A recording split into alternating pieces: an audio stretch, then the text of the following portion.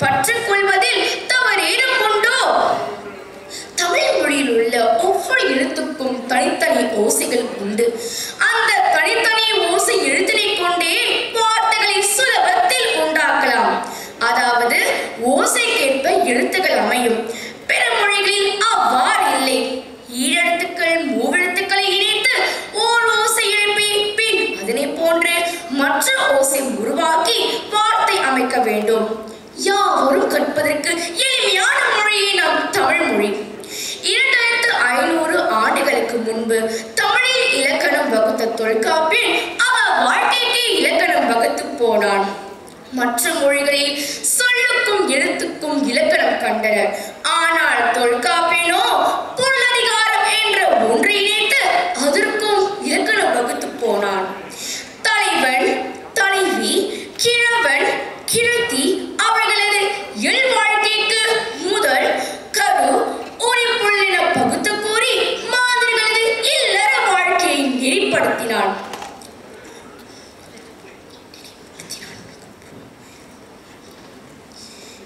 யாமறிந்த மொழிகளிலே தமிழ் மொழி போல் இனிதாவது எங்கும் காணும். யாமறிந்த புலவரிலே கம்பனை போல், வள்ளுவனை போல், இளங்கோவை போல் பூமியில் யாவனுமே கண்டதில்லை என மகாகவி பாரதியாரின் செம்மாத செப்பினதை நம்மால் மறந்திட இயலுமா? உலக ஒழுக்க இயலை நன்கறிந்து எழுதிய உலகமேதை ஜெர்மன் நாட்டவர் ஆல்பர்ட் ஸ்வைசர் திருக்குறளை பற்றி இத்தகைய உயர்ந்த கொள்கைகளை கொண்ட செய்யுட்களை உலக இலக்கியத்திலே காண்பது அரிது என்கிறார். சுமார்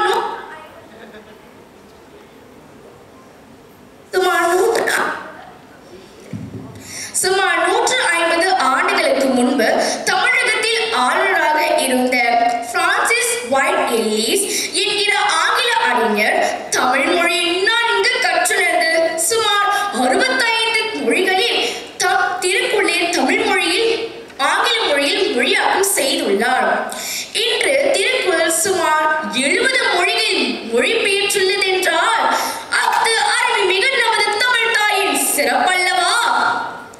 இந்தியாவின் பேச்சு வழக்கிலும் ஒளி வடிவிலும் வரி வடிவிலும் விளங்கி வரும் 40 திராவிட மொழிகளின் தாய்மொழியே நமது தமிழ் மொழி என்பது மொழி வல்லுநர்களின் கருத்து.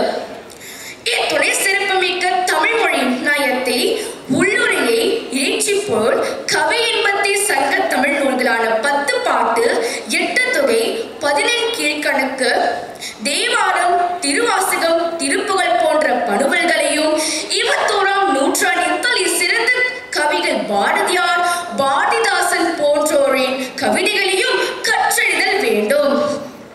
கனியிடை ஏறிய சுளையும் முற்றல் கழியிடை ஏறிய சாரும் பனிமலர் ஏறிய தேனும் காற்று பாகிடை ஏறிய சுவையும் நனிபசு பொழியும் பாலும் தென்னை நல்கிய குளிரல நீரும் இனியன என்பேன் எனினும் தமிழை என்னுயிர் என்பேன் கண்டீன் நறுந்தமிழை, செந்தமிழை, தீந்தமிழை, அருந்தமிழை, கண்ணல் தமிழை தாம் உயிரென பேசியிருப்பது தமிழ் மொழியின் அவர் அனுபவித்த மேலான இன்பத்தை தானே வெளிப்படுத்துகின்றது என்று கூறி என் உரையை முடித்துக் கொள்கிறேன். நன்றி, வணக்கம்.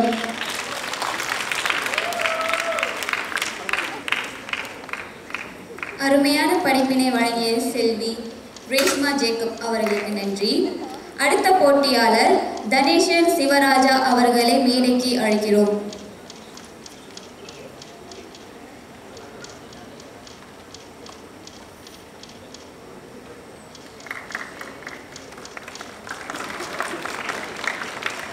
செந்தமிழே வாழ்க, எந்தமிழே வாழ்க.